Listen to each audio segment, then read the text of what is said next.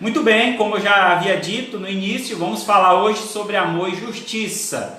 Então vamos falar o amor justo versus a justiça amorosa.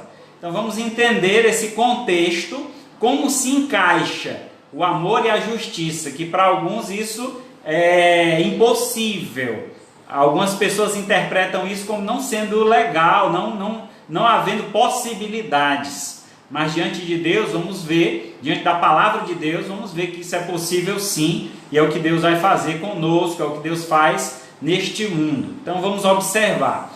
Tema então, o amor justo e a justiça amorosa é o tema da mensagem de hoje.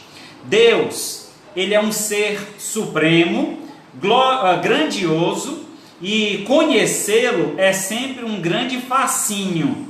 Então, conhecimento de Deus, o estudar sobre a pessoa de Deus, sempre é fascinante. Se você não tem ainda obtido esse desejo de conhecer a Deus, que você observe mais as Escrituras, que você leia a Bíblia buscando este conhecimento, ore a Deus, Senhor, dai-me discernimento, sabedoria para conhecer mais o Senhor. E aí você vai se fascinar com a grandeza de Deus. Então, a sua natureza, a nossa mente humana, mesmo sendo expansiva, é muito grande, né, a capacidade da mente humana, ainda assim ela tem dificuldade em entender certos aspectos do caráter de Deus. A sua natureza, a natureza de Deus, é infinita e por isso nossa finitude tem dificuldade em compreendê-la. Se Deus é infinito, a nossa finitude nos limita. Então, conhecer plenamente a Deus é impossível, mas conhecemos muito de Deus e podemos conhecer muito mais se buscá-lo. Então, por exemplo, como pode um Deus amoroso deixar alguém ir para o inferno? Então, esse é o questionamento que algumas pessoas fazem com relação a amor e justiça. Como é que pode? Se você diz que Deus é amor, como é que Deus é amor e permite uma pessoa ir para o inferno? Então esse questionamento é levantado. Outro questionamento é: onde está Deus diante, por exemplo, dessa pandemia? Onde é que está Deus que não resolve esse problema? Então algumas pessoas podem levantar esse questionamento. Isso a gente vai responder diante da mensagem. Para termos respostas a essas e outras perguntas, precisamos compreender melhor o amor e a justiça de Deus. Para isso, usaremos como base a sua revelação, a Bíblia Sagrada. Então, para compreender o amor e a justiça de Deus, vamos usar a Bíblia como nossa ferramenta de pesquisa. Para alcançar nosso objetivo, que é descobrir sobre o amor e justiça, façamos então a Bíblia as perguntas certas. Então, na noite de hoje, a nossa mensagem não vai ter um texto base. Eu não escolhi um texto base, mas escolhi vários versículos, porque eu vou fazer perguntas à Bíblia e trazer as respostas bíblicas para que compreendamos mais estas duas facetas, né, esses dois caráteres, aspectos do caráter de Deus. Então, primeiro, a pergunta que nós vamos fazer à Bíblia Sagrada é: o que é o amor? Você já se perguntou sobre isso? Então, geralmente, quando se fala de amor, nós vamos para aqueles filmes românticos, né? Titanic, aquela mulher lá de braços abertos, e o rapaz atrás dela lá, e um desejando amor um ao outro. Ou pode você ir mais longe, né? O Vento Levou, outro filme romântico. Então a TV, né, essas mídias sempre produzem filmes com contextos amorosos, mas este amor que nós vemos nos filmes geralmente são baseados apenas em paixão, não amor relacional, não amor profundo, não amor que a Bíblia apresenta com relação a Deus. Então, o que é o amor? Como a gente pode defini-lo por meio da Escritura? Abra sua Bíblia em 1 João, que é lá no finalzinho da Bíblia, perto de Apocalipse, 1 João 4,8. 1 João 4,8 diz assim: aquele que não ama não conhece a Deus, pois Deus é amor. Então a definição bíblica sobre amor é Deus. Então o que é o amor? O amor é Deus. Deus é amor. Então é muito interessante quando falarmos de amor, Deus está presente.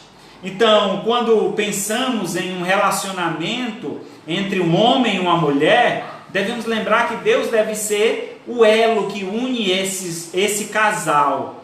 Então, por isso que o casal vai até ao templo religioso para fazer uma celebração, uma troca de alianças, e essa troca de alianças nós chamamos Deus e fazemos então uma profissão de fé. Senhor, eu prometo diante de Ti, dessas testemunhas, honrar, amar, ser fiel. Então aquelas promessas que fazemos a Deus, em favor daquela pessoa que vamos nos unir. Então é interessante isso, porque Deus está ali presente, Deus é que está fazendo essa união. É por isso que o texto bíblico diz assim: o que Deus uniu, não separe o homem.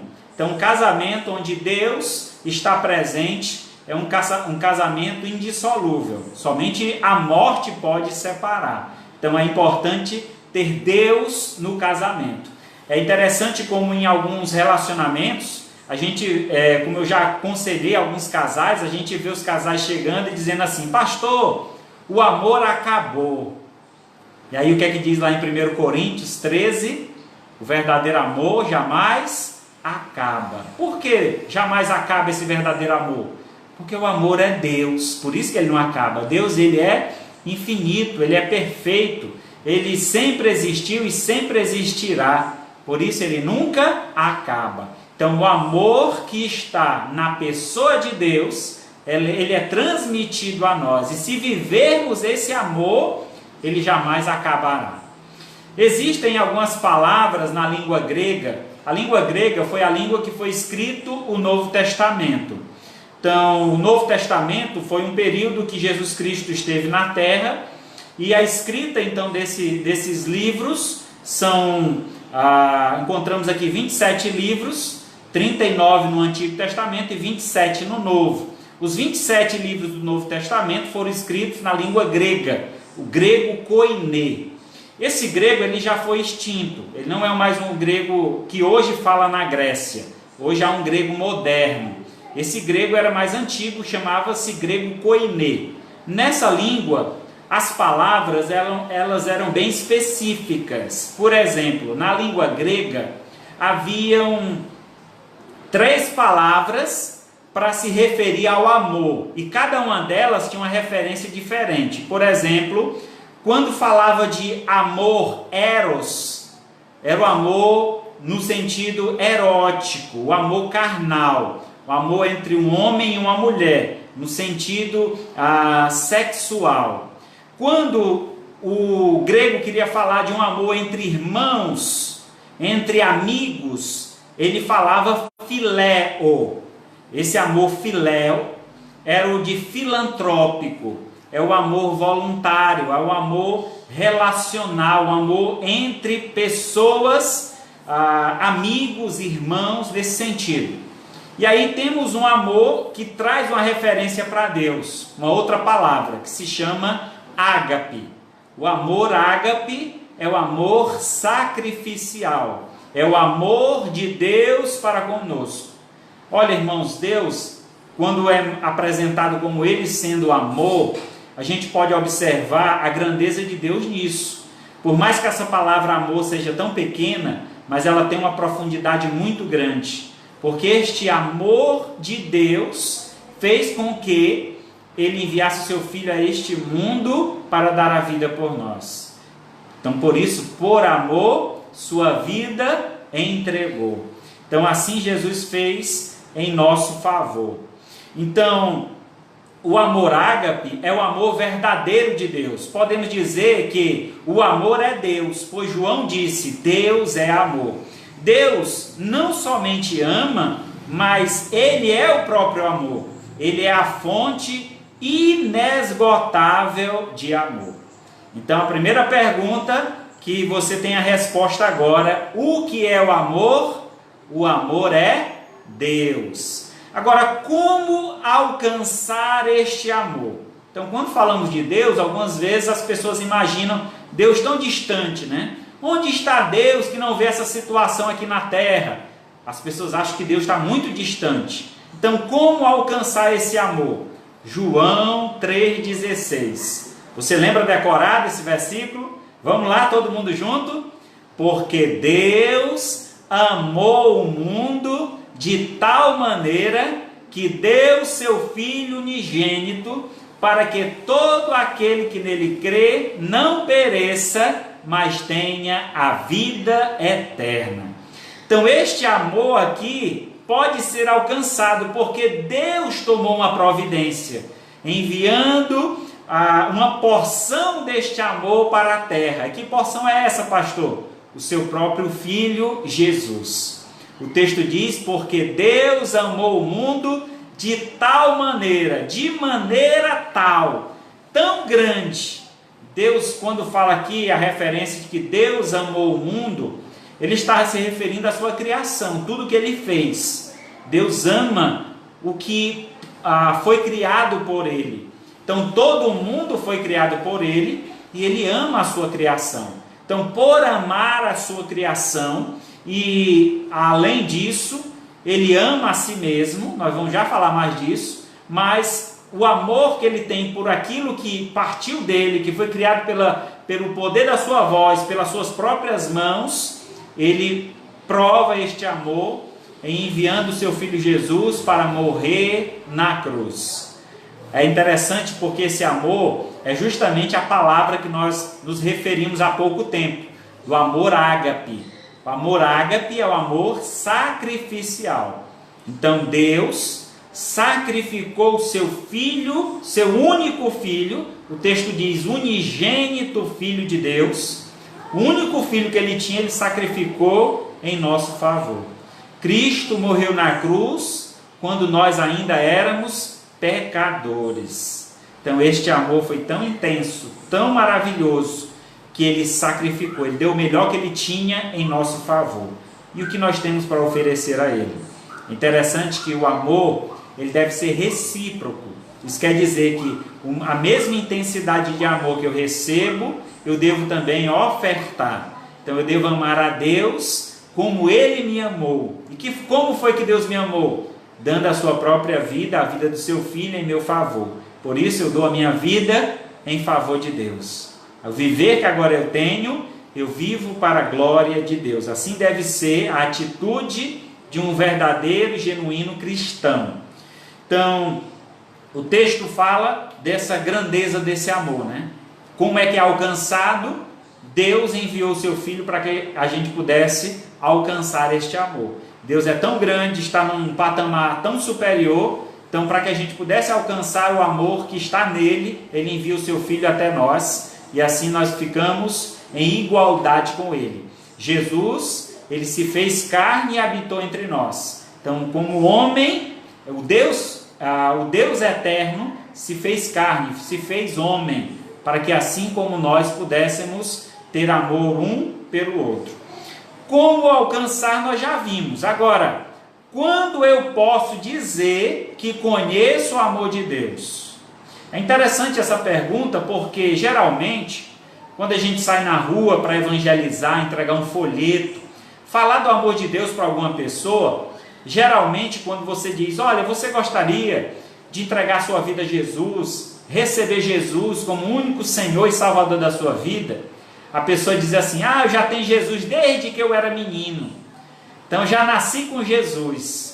Tem pessoas que são, eu posso dizer assim, até ignorantes quanto ao conhecimento de Deus. Ninguém nasce com Jesus. A Bíblia diz, lá no livro de Salmos, Davi diz assim, eu nasci em pecado e em pecado me concebeu minha mãe. Então, se eu nasci em pecado e em pecado a minha mãe me concebeu, logo eu não nasci em Deus, porque Deus é santo, é perfeito, não há pecado em Deus. Como é que eu nasci com Deus no meu coração se eu nasci em pecado? Então isso é uma incoerência, essa frase é incoerente. Não existe isso, não é verdade. Então eu preciso conhecer a Deus. Deus envia o seu Filho Jesus a este mundo e agora eu preciso ter uma relação com este Deus, homem, que é Jesus. E aí em 1 João 4,16 diz assim, 1 João 4,16: E nós conhecemos e cremos no amor que Deus tem por nós. Deus é amor, e aquele que permanece no amor, permanece em Deus e Deus nele. Então, como eu falei anteriormente para vocês, essa ideia de que eu já fui crente, eu já fui para a igreja dos crentes, eu já fui crente. Aquele que conhece o amor, permanece no amor. Jesus, certa vez, estava com seus discípulos e alguém chegou perguntando, né? Na verdade, Jesus perguntou: olha, quem dizem os homens lá fora quem eu sou? E aí os discípulos começaram a dizer: não, uns dizem que tu é a reencarnação de Moisés, outros dizem que tu é a reencarnação de Elias. E aí Jesus olha para eles e diz: e vocês? Quem dizem que eu sou? Quem vocês acham que eu sou? E aí Pedro saltou e disse: tu és o Cristo, o Filho do Deus vivo. Quando Pedro salta e diz essas palavras, tu és o Cristo, a expressão ali era: tu é o Messias, tu é o nosso Salvador, tu é aquele que veio para salvar a humanidade. Pedro estava reconhecendo o amor de Deus, que está em Cristo Jesus. Então, meu irmão, se você quer conhecer a Deus, você quer conhecer o amor que vem de Deus, você precisa conhecer a Cristo. Você precisa conhecer o sacrifício de Jesus na tua vida e então dedicar a sua vida a Jesus. A partir de hoje, tome uma decisão: eu vou viver para o louvor da glória de Deus, eu vou amar a Deus intensamente, assim como Ele me amou. E aí, se você permanece em Deus, e Deus, o amor de Deus permanece em você. Se Deus é amor, então nós estamos ligados. Lá em Apocalipse diz assim: eis que estou à porta e bato. Se alguém abrir a porta, eu entrarei, cearei com ele e farei nele morada. Então o Senhor quer morar em nosso coração. Mas para isso, eu preciso recebê-lo, abrir a minha porta. Deus, ele não é uma pessoa atrevida, ele não vem e invade a nossa casa, não. Deus, ele bate. E ele espera um convite para entrar na sua vida. Então chame Deus para entrar na sua vida. Abra o seu coração e diga: Senhor, entra na minha vida, faz morada no meu coração, Senhor, transforma o meu ser. E certamente Deus vai fazer essa grande obra na sua vida.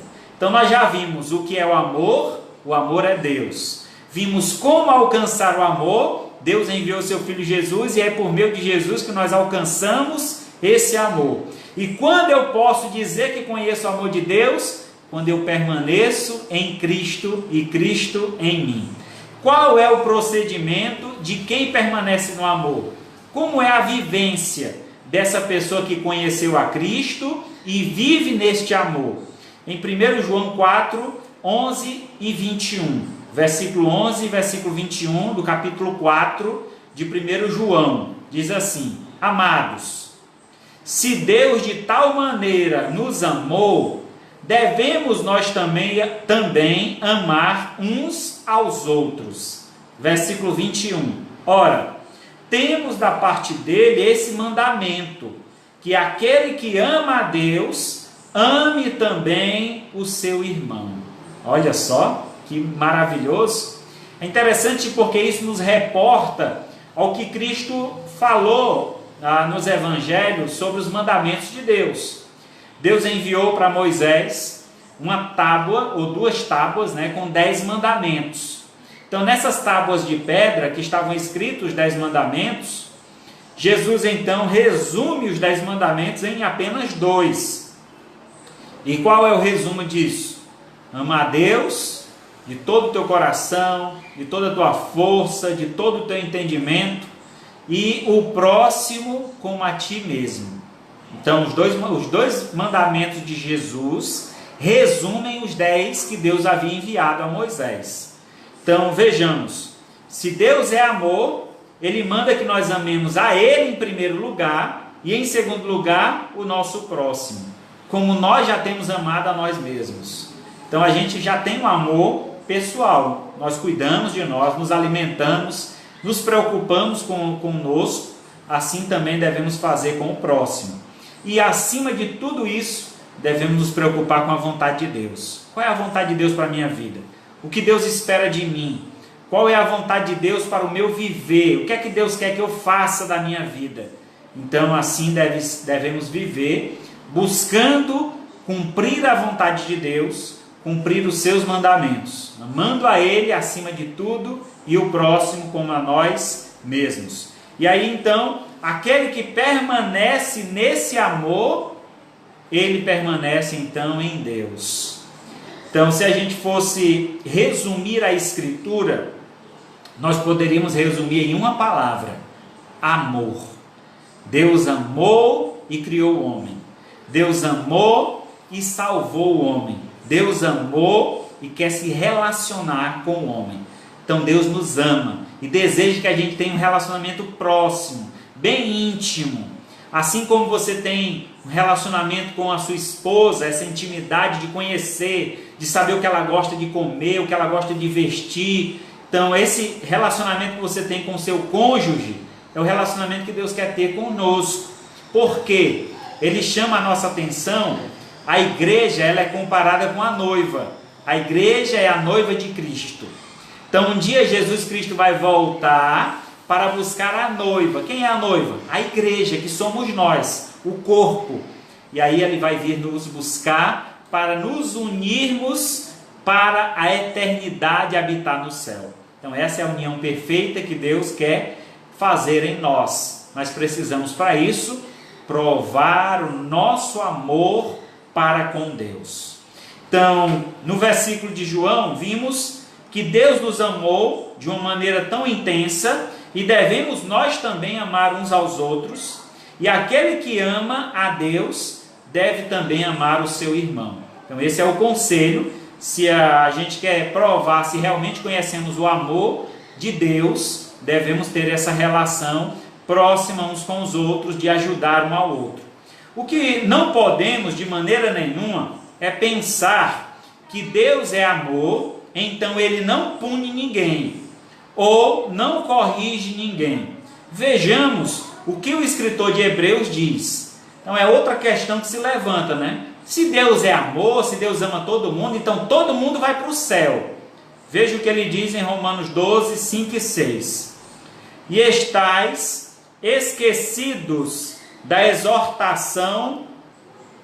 O texto, irmãos, perdão, o texto é Hebreus 12, 5 e 6.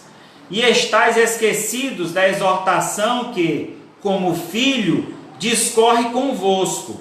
Filho meu, não menospreze a correção que vem do Senhor, nem desmaie quando por ele és reprovado, porque o Senhor corrige a quem ama e açoita a todo filho a quem recebe. Olha só, então se Deus é amor, Ele vai cobrar este amor dos seus filhos. Ele não quer que vivamos uma vida à parte dele. Ele não quer de forma alguma criar filhos rebeldes, filhos separados dele. Muito pelo contrário. Ele quer, assim como uma galinha cuida dos pintinhos, coloca debaixo de suas asas, Ele também quer cuidar de nós. Que a gente fique submisso a Ele, debaixo de suas asas, para que estejamos em obediência contínua e constante ao nosso Deus. Então, a mesma Bíblia que diz que Deus é amor, ela também fala que Deus é justo ou é justiça. Então, como conciliar o amor e a justiça? Como é possível Deus amar e ainda assim punir? Então, essa é a dúvida que eu quero tirar hoje. Vamos então conhecer a justiça de Deus e como conciliá-la ao amor. Então vamos fazer pergunta também à Bíblia e ouvir estas respostas. Em que se baseia a justiça de Deus? Qual é a base da justiça? Em que? Quando Deus julga alguém, qual é a base que ele tem para julgar? Provérbios 3:12. Provérbios 3:12. Porque o Senhor repreende a quem ama, assim como o pai ao filho a quem quer bem. Então, quando Deus repreende alguém, corrige alguém, ele está fazendo isso como um pai. Assim como seu pai e a sua mãe, certamente em algum momento precisou puxar o chinelo, precisou puxar a cinta, uma varinha para lhe açoitar. Ele não fez aquilo porque ele gosta de ver você sofrer. Ele não fez aquilo para te espancar. Não, ele fez aquilo porque te ama. E ele queria que você aprendesse uma lição. Então assim Deus tem feito para conosco. Passamos por situações que muitas vezes não temos a resposta de imediato. Por que estamos passando por essa pandemia? Deus está fazendo uma limpeza. Deus está, de alguma forma, tratando os seus filhos. E a gente precisa tirar lições disso para a nossa vida. Devemos então aprimorar o nosso conhecimento de Deus. Precisamos aproveitar nessa circunstância de dificuldade, de aflição, de pânico para alguns. Podemos tirar lições disso para a nossa vida. Você se aproximou mais de Deus diante dessa situação? Você tem lido mais a sua Bíblia? Você tem orado mais? Então talvez essa situação te chame a atenção para buscar mais a Deus. Você quer ver um crente estar bem ligadinho em Deus, bem unido com Deus? É ter uma dor de dente. Rapaz, ele passa a noite orando, lendo a Bíblia, aí vai achar coisa que ele nunca viu na Bíblia. Rapaz, nunca vi isso aqui. Passou a noite lendo a Bíblia. Dor de dente, olha só, uma coisinha tão pequena, né? Um dentinho só. Se tirar, passou a dor. Mas Deus permitiu que ele sentisse aquela dor para aproximá-lo mais de Deus. E sabe, irmãos, às vezes os homens, eles não percebem. Deus está mostrando o seu amor, usando da justiça, mas o homem não se apercebe da necessidade que ele tem de Deus. E ele é julgado, é reprovado, e aí não busca auxílio no Senhor. Nós devemos buscar essa justiça. Senhor, se tu tem alguma coisa a me ensinar diante dessa situação, abre os meus olhos, dá-me compreensão, me dá sabedoria para que eu possa aplicar esse conhecimento na minha vida. Então ore a Deus nesse sentido, pedindo a Deus sabedoria para entender a sua vontade, para que a justiça dele se concretize na sua vida. Se a base da justiça de Deus é o amor, por que é aplicada de forma diferente? Vamos lá. O primeiro texto diz que a base da justiça de Deus é o amor, porque o Senhor repreende a quem ama. Veja só, Deus repreende a quem ama, assim como um pai repreende ao filho a quem quer bem. Então o amor de Deus é tão grande que ele nos corrige. E essa correção é justa. E aí, se a base da justiça é o amor, por que é aplicada de forma diferente? Vamos lá. 2 Timóteo 2,13. 2 Timóteo 2,13. Diz assim a palavra de Deus: se formos infiéis, ele permanece fiel, pois de maneira nenhuma pode negar a si mesmo. Então, o amor ao qual é referido com relação à justiça, esse amor é a Ele próprio. Deus ama a si mesmo e, por amar a si mesmo, Ele não pode permitir que os seus filhos vivam em desobediência. Por isso que Deus vai julgar a sua criação, Deus vai julgar todas as pessoas, vivos e mortos, todos serão julgados diante de Deus.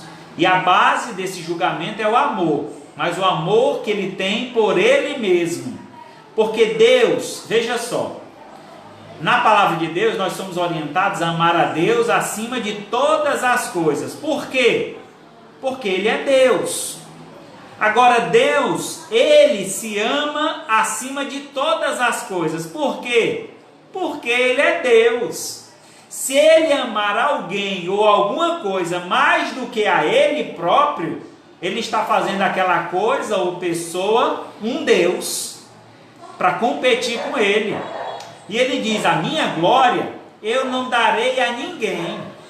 Deus, Ele é um Deus justo. Então Ele tem uma glória que Ele não divide com ninguém, porque Ele é Deus e Ele merece essa glória. Então, por esse motivo, Deus tem um amor imenso por Ele próprio. Mas Ele, sendo justo, Ele quer que este amor que está nele se estenda a todas as pessoas. E para que as pessoas provem desse amor, elas precisam ser aperfeiçoadas. Precisam ser retirado delas o pecado. E aí então Ele manda o seu Filho a esse mundo para morrer na cruz por nós, para que nós conheçamos este amor. E aí, conhecendo esse amor, agora nós temos um relacionamento com Ele através de Jesus. Aquele que está em Cristo é nova criatura, as coisas velhas já passaram e eis que se fizeram novas, todas as coisas. Então passamos a ser chamados agora filhos de Deus, por adoção. Então aquele que creu em Jesus passa a ser filho de Deus. E aí Ele vai tratar de todos nós, tanto os filhos quanto os infiéis que ainda precisam ser salvos. Ele vai ter um tratamento diferente para nós e para os não salvos. E aí este amor é a base da justiça dele. Em 2 Coríntios 2,15 diz assim, 2 Coríntios 2,15: porque nós somos para com Deus o bom perfume de Cristo, tanto os que são salvos, quanto os que se perdem. Aqui eu gostaria de relatar um fato que às vezes é um pouco, eu posso dizer que não é tão agradável de ouvir, mas que é muito importante e precisa ser dito. Queria dizer para vocês que Deus ama a todos os que serão salvos, e este mesmo amor é também oferecido aos que irão para o inferno. As pessoas que irão perecer no inferno, também há uma demonstração de amor de Deus. Mas como, pastor? Como é que Deus ama e deixa alguém ir para o inferno? Essa é a grande questão. Porque o amor que Deus está apresentando para aquele que está indo para o inferno é o amor justo. Que amor justo é esse? O amor que Deus tem por Ele próprio. Então Deus não pode deixar uma pessoa passar a vida inteira na depravação, no pecado, e no final das contas aquela pessoa ir para o céu. Não tem lógica. Porque se assim fosse, foi em vão a morte de Cristo. Para que Cristo veio a esse mundo morrer? Para salvar os pecadores. Para que Cristo fez esse sacrifício? Se no final Deus vai salvar todas as pessoas. Então veja como é um pensamento lógico, não tem sentido. Então as pessoas que não serão salvas, que irão para o inferno, essas pessoas também provarão do amor de Deus. Mas que amor é esse que está mandando para o inferno? O amor que Deus tem por Ele próprio, que Ele não pode deixar um pecador entrar no céu. Por isso Ele enviou o seu Filho Jesus para pagar o preço pelos nossos pecados. Isso é muito interessante, é muito rico nessa informação, nos traz então uma compreensão bem mais expansiva do amor de Deus. Quem Deus ama mais? Aqui é uma pergunta que eu quase que já respondi, né? Mas a pergunta, quem Deus ama mais? Isaías 48:11. Isaías 48:11 diz assim: porque, ou por amor de mim é que faço isso, porque como seria profanado o meu nome? A minha glória eu não a dou a outro. Então o amor maior de Deus é por Ele próprio. Ele não nos ama mais do que a Ele. Ele não nos ama mais do que a Ele.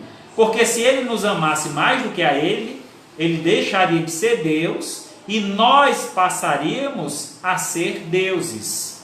Então isso Deus não vai fazer. Então o maior amor que Deus tem é por ele próprio. Então a sua justiça é baseada no amor que ele tem por ele mesmo. Então quando nós nos arrependemos, confessamos os nossos pecados, nos voltamos para Deus, nós conhecemos este amor que Deus tem por ele mesmo, e então abraçamos este amor e vivemos este amor. Então isso é maravilhoso, isso é grandioso, esse conhecimento. Mas quando nós rejeitamos esse amor, nós vamos conhecer o amor diferente. É o amor justo, ou a justiça amorosa, né? Na verdade, a justiça amorosa, porque Deus vai mandar para o inferno aqueles que não o reconheceram como Senhor. E aí esse mandar para o inferno, Deus está amando a si mesmo e não permitindo que aquele pecador depravado, que não se arrependeu dos seus pecados, não entre no céu. Então Deus ama e não permite que o pecador que não se arrependeu tenha acesso ao céu. Esse é o amor que Deus tem por ele mesmo. Agora vamos lá. Como essa justiça se aplica aos homens? Então vimos que a justiça está baseada no amor que Deus tem por ele mesmo. E como é que ele aplica essa justiça nos homens? Primeiro, o julgamento dos maus. E aí o julgamento dos maus será punitivo. Deus aplica o seu amor aos homens maus, punindo estes homens. Como? Apocalipse 20:12. Vi também os mortos, os grandes e pequenos, postos em pé diante do trono. Então se abriu o livro, ainda outro livro, o livro da vida, foi aberto, e os mortos foram julgados, segundo as suas obras, conforme que se achava escrito nos livros. É interessante que na Bíblia tem, o livro de Apocalipse fala de dois livros que há no céu: o livro da vida e o livro das obras. Então será aberto dois livros, o livro da vida e o livro das obras. No primeiro livro, o livro da vida, né, ele vai avaliar se o nosso nome está escrito lá. E quando é que o nosso nome é escrito no livro da vida? Quando recebemos Jesus como Senhor e Salvador da nossa vida. Quando reconhecemos Jesus como sendo o nosso resgatador. Então quando recebemos Jesus na nossa vida, ou quando o Senhor nos recebe, na verdade essa deveria ser a expressão correta, né? Essa é a expressão correta. Então quando o Senhor nos recebe, logo o meu nome é escrito no livro da vida. Agora eu estou registrado lá no céu. Na minha chamada vai estar escrito lá o meu nome. Eu fui salvo por Jesus. Aí quando ele abrir o outro livro, que é o livro das obras, aí ele vai ver que obras eu fiz em nome de Jesus. Ele vai olhar: Sibério, né? Seu nome? Muito bem. Você fez isso, fez aquilo outro. Muito bem, servo bom e fiel. Foste fiel no pouco, sobre o muito eu te colocarei. Entra no gozo do teu Senhor. Meu irmão, eu espero muito ouvir essas palavras do Senhor. Me esforço o máximo que eu posso para dar o meu melhor para Deus, para ouvir essas palavras. Mas o infiel, quando chegar diante de Deus, que forem abertos dois livros, no livro da vida vai procurar lá o nome Josefino, Josenaldo. Não, Josefino não tem aqui nesse livro. Fecha o livro da vida, esse daí não está salvo. Vamos agora para o livro das obras. Josefino, rapaz, é lamentável. Você fez muita coisa boa, mas você também errou demais. Então quando fizer o comparativo do bem e o mal que foi feito, ainda não é suficiente para pagar pela sua salvação, porque a salvação não é por obras, a salvação é pela graça de Deus. Por isso que o nome dele precisava estar escrito no outro livro, no livro da vida, que é o registro da salvação em Cristo Jesus. Então por esse motivo você está condenado ao inferno. Ah, isso é muito triste, né? Quando Deus então olhar para esse livro e diz: eu nunca te conheci, apartai-vos de mim, maldito, para o fogo eterno que está preparado para o diabo e os seus anjos. Oh, meu irmão, meu amigo que me escuta, não permita que a sua vida, no final dela, você tenha essas palavras, ouvir essas palavras de Jesus, do próprio Deus, que você possa se reconciliar com Deus. Se você está aí por algum motivo afastado dos caminhos do Senhor, que você possa viver intensamente a sua fé, tendo a sua vida devotada a Deus, uma vida consagrada ao Senhor. Viva para a glória de Deus, para quando chegarmos diante do Senhor, nós não sejamos punidos, mas muito pelo contrário, sejamos premiados. O que é que você prefere no julgamento de Deus? Ser punido ou ser premiado? Espero que premiado. Se é premiado, vamos ver o que é que Deus vai fazer como prêmio. O julgamento dos bons, premiador. Apocalipse 22, 12. E eis que venho sem demora, e comigo está o galardão, que tenho para retribuir a cada um segundo as suas obras. Isso é maravilhoso. Deus promete um galardão. Essa palavra galardão, ela tem algumas conotações, né? Algumas aplicações. O galardão era um prêmio que era oferecido diante de uma batalha. Então, um general, alguém que ganhava uma guerra, ao chegar diante do rei, ele era premiado. Lhe era colocado uma coroa, lhe era colocado um colar, como uma medalha. Então, a ideia de uma premiação. Então, Deus está dizendo que para o fiel, Ele irá premiar. Por isso que a palavra de Deus diz que no Senhor o vosso trabalho não é vão. Não é em vão o esforço que você fizer para Deus. Por quê? Um dia Deus vai abrir o livro das obras e Ele vai observar e vai ver lá o que você fez em favor dele e em favor do próximo. E aí Deus vai honrar o teu nome. Deus vai te dar um prêmio. Deus vai te dar uma coroa chamada coroa da vida. É o direito de entrar no céu. Que maravilha, meu irmão. Então se prepare para ser premiado por Deus.